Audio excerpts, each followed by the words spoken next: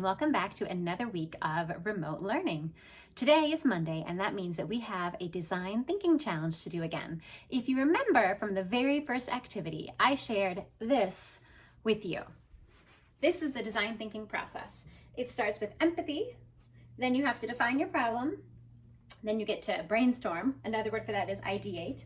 After that, you prototype, you build something, then you get some feedback, you reflect, you make changes, and maybe you keep going and going and going. Today, we don't have to work very hard to build empathy for our problem because the user for today, the person whose problem we are solving, is yourself, and you know how you feel. Right now, we are finding ourselves in this very unusual situation of having to do school from home. And that presents a whole slew of problems. There's many, many, many problems that go with that. But today I'm going to have you think about just one of those problems. So I have made a uni statement for us today. Okay? So your design thinking challenge is to design school at home supports. And then here's our uni statement. In case you forget, a uni statement is the user, what they need, and some insight into why they need that. So today I left this blank, the user spot, because the user is you. So your name is what belongs there.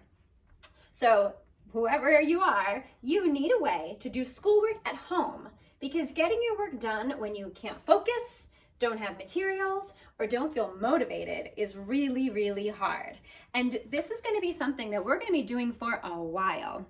Here in Massachusetts, we're not going back to school until May. That means we are out for a whole month. And starting next week, kids are going to have to be doing assignments that they turn in, that are graded, they count. Up until now, it's been a lot of enrichment activities like these that I've been doing for you, but it's going to change. And so it's going to be super important that everybody finds a way to work at home. It's not ideal, it's not perfect, but we're going to do the best that we can. So this is our defining problem, finding a way to work at home. If you remember, the next part of the process is to brainstorm, okay, to ideate. So if we were in my classroom, I would walk around while all my students were brainstorming and I would just help them grow their thinking a little bit. But since I can't do that with you, I'm going to share with you my brainstorm, which I don't do with my students. I don't say, here are some ideas, because I want them to grow their own. But I can't be there with you. So I want to share a few ideas with you today, just to get you thinking about possible ways this might go. You might decide that you want to you might decide that you want to make a workspace that works better for you.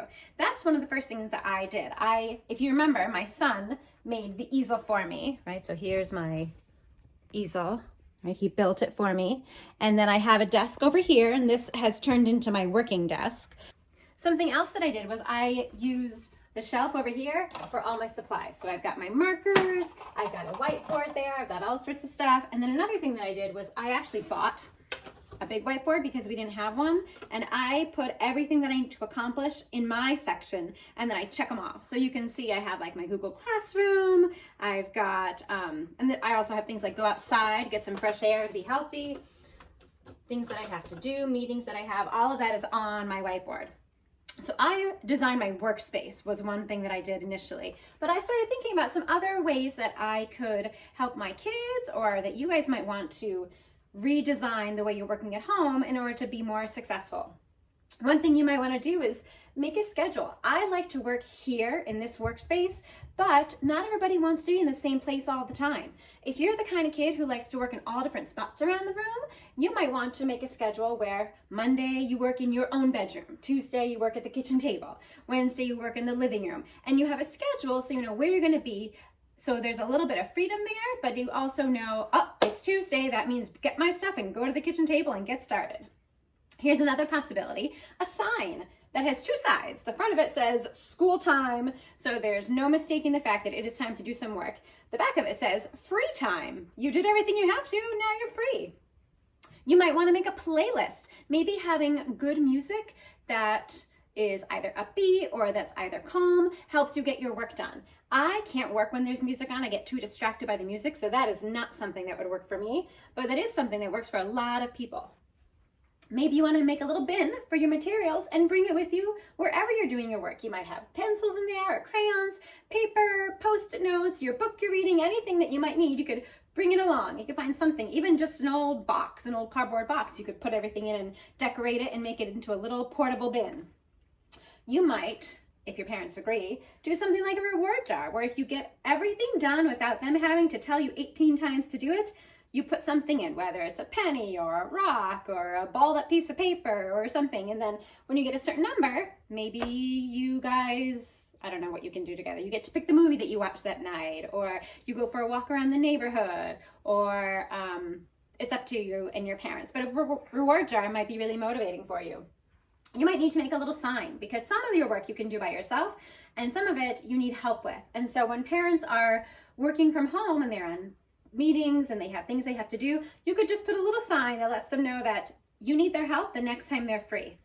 You might want to set up a FaceTime plan with a friend, or a Skype, or a video conference, or just a call for maybe sharing something you did that day, or maybe to take a break in the middle of the morning, something to keep you inspired and keep you going. So these are just some examples.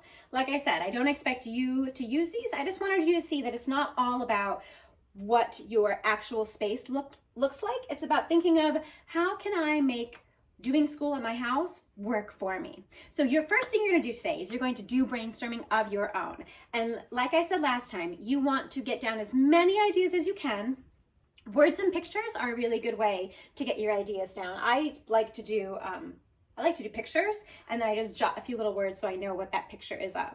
You want to put wild ideas down too, because a wild idea might inspire you to something that's a little less wild and more workable, but you wouldn't have gotten there unless you thought of the wild idea first. You don't want to say no to anything yet. You just want to get everything down. Afterwards, you can decide which ones of these will work and which ones of these won't, but don't start judging your ideas yet. Put all of your ideas on your paper.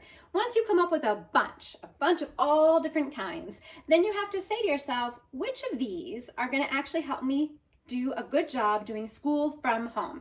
And you might pick more than one. You might have 4 on there that you go, oh, well, if I do this and I do this and I do that and that, I think I'll have a better chance of doing a good job. Because I bet that at least some of you have struggled these past couple weeks to get the work done that you're supposed to do, or that your parents say they want you to be doing. It's not easy. Being at home and doing schoolwork just feels kind of difficult. So we're going to make it be as easy as it can be with all of your great ideas. Once you've got the ideas you want, then you get to prototype them. If I was thinking about this little sign, I would make a little teeny one first. I need help. If I was thinking about this sign, I would make a little teeny one first. If I was thinking about the materials bin, I can just go ahead and make that, because I know that that's going to be something that I just can say, yep, this is going to be something that I use. Once you have your little prototypes, then it's a time to chat with your parents and say, here's some ideas I have. I think this will help me do a better job working from home and doing my schoolwork. What do you think? That's that feedback that's on the original design thinking process. How can we make it better? And is it something that we can do? How should we work this out? And then you and your parents can work together to put some of those great ideas into place. And believe me, they will be so excited that you have thought about how to make doing school from home better, that they are going to be really open to a lot of your ideas. And then that's it. Today's design thinking challenge really is about making your life better. So I hope that you come up with some great ideas today. You're able to put them into action today. And then tomorrow, when it comes time to do some more work, hey, you've got some better supports at home to make this school from home business a little bit better. I want to wish you all the luck in the world. Be really creative, get some great ideas, and have fun today. Bye.